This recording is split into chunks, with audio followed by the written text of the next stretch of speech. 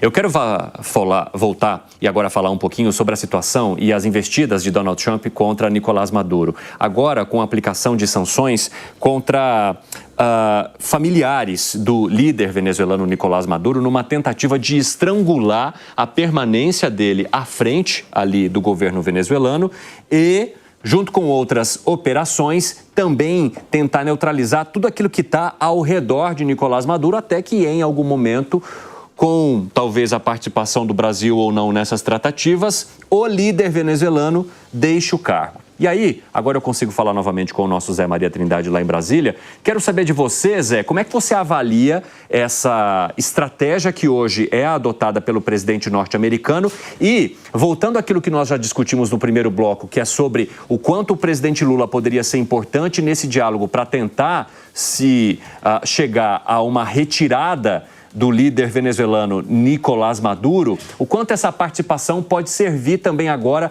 num possível diálogo e numa possível tratativa diplomática com Donald Trump lá nos Estados Unidos. Fala aí, seu Zé. Eu acho muito difícil qualquer possibilidade de retomada de conversas ou mesmo negociação com o ditador da Venezuela. Os Estados Unidos passaram do ponto ao tomar o petroleiro, né, e o petróleo. O Donald Trump disse uma frase, né? O petróleo é nosso, o que está dentro do petroleiro. Acho que ele ouviu isso do Brasil, né? E tomou o petroleiro e o petróleo e outras ações, como, por exemplo, colocar aqui, próximo à Venezuela, o porta-aviões, o maior porta-aviões do mundo, e tudo isso passou do ponto do retorno. Então, agora, se o Donald Trump recuar, vai dar uma impressão mesmo de derrota. Então, ele tem que derrubar esse regime fascista, esse regime horroroso que domina os venezuelanos e provoca uma vergonha aqui na nossa região. Tá certo o presidente Lula dizer, olha, nós não queremos guerra por aqui. Tá, ninguém quer a guerra, mas a guerra, às vezes, coloca posicionamentos e reconstrói nações e recoloca a história no seu devido lugar. Eu acho muito difícil que o presidente norte-americano possa simplesmente recuar, conversar no sentido de refazer a história da Venezuela. E o Musa já até falou aqui várias vezes, né, sobre a possibilidade do caos ser instalado se houver a queda do Maduro e não se colocar imediatamente um novo regime para fazer uma coordenação e restabelecer a economia. Esse passo é muito sensível e muito importante, né? Todos citam lá o exemplo do Iraque. Os americanos chegaram, né, derrubaram Saddam Hussein e construíram uma fortaleza na capital do Iraque.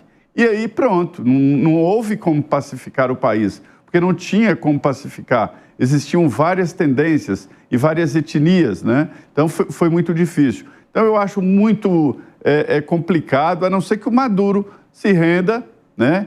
Prepare o país para a democracia e saia. Eu acho que para ele seria o melhor dos mundos, viu? Sair e negociar. Exatamente, Zé Maria Trindade. Eu quero também trazer para vocês aqui uma outra informação que é importante nessa estratégia de estrangulamento aí que é conduzida pelo presidente norte-americano, que, além das sanções aplicadas a familiares, a pessoas próximas de Nicolás Maduro, há sanções também contra 6 empresas de petróleo. E a gente está falando do principal meio econômico hoje da Venezuela. Capenga, sem a estrutura que poderia ter para obter lucros ainda maiores, sim, mas é o que se tem. E os Estados Unidos também aplicam sanções sobre essas empresas, ou seja, já não está havendo mais quase espaço, nem econômico, nem político, para a manutenção do cargo de Nicolás Maduro, Alan Gani. Exatamente, Evandro. E olha que interessante, alguém hoje fala dos ataques às embarcações e que é uma guerra contra o tráfico de drogas? Acabou.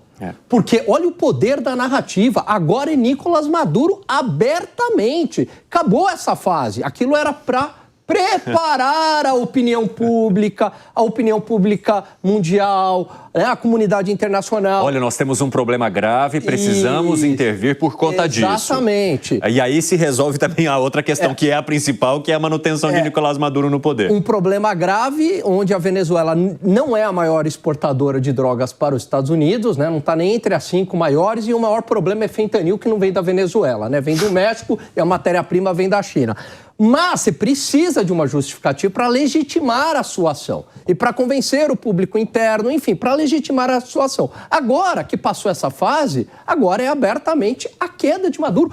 Como a gente cantou sempre aqui, não tinha nada a ver com o combate ao tráfico de drogas, e sim com a queda do regime. E agora a administração norte-americana vai cercando de vários lados, né?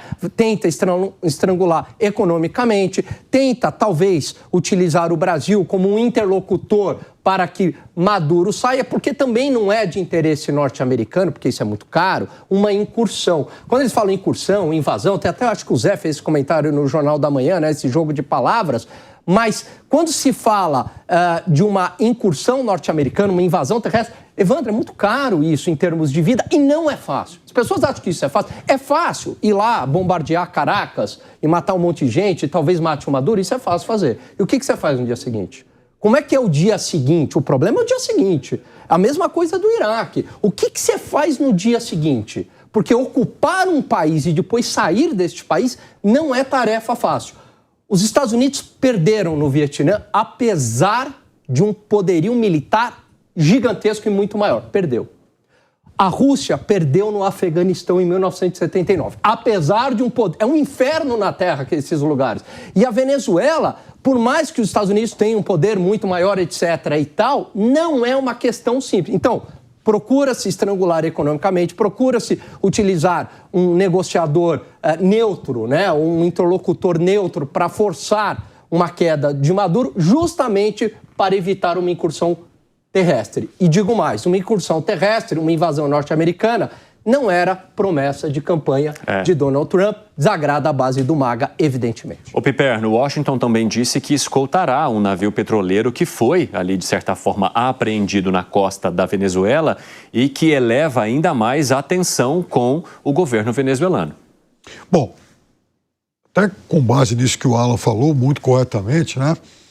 Só os cínicos e os tontos para acreditarem que esse tipo de ação de pressão contra a Venezuela tenha algum cunho moral, né? Do tipo, não, vamos salvar a democracia ou vamos impedir o tráfico de drogas. Fosse assim, por exemplo, o Equador, que é um país de regime mais alinhado ao Washington, então seria um dos primeiros da fila, porque nós vimos, inclusive, nós noticiamos aqui, por exemplo...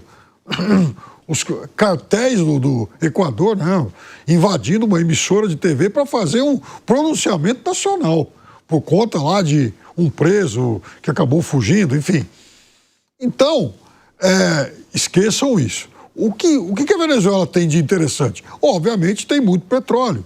A Venezuela hoje ela não consegue extrair nem 1 milhão de barris por dia, sendo que poderia, inclusive, já produzir 5, fora o que ainda não foi mexido, principalmente na bacia do Orinoco.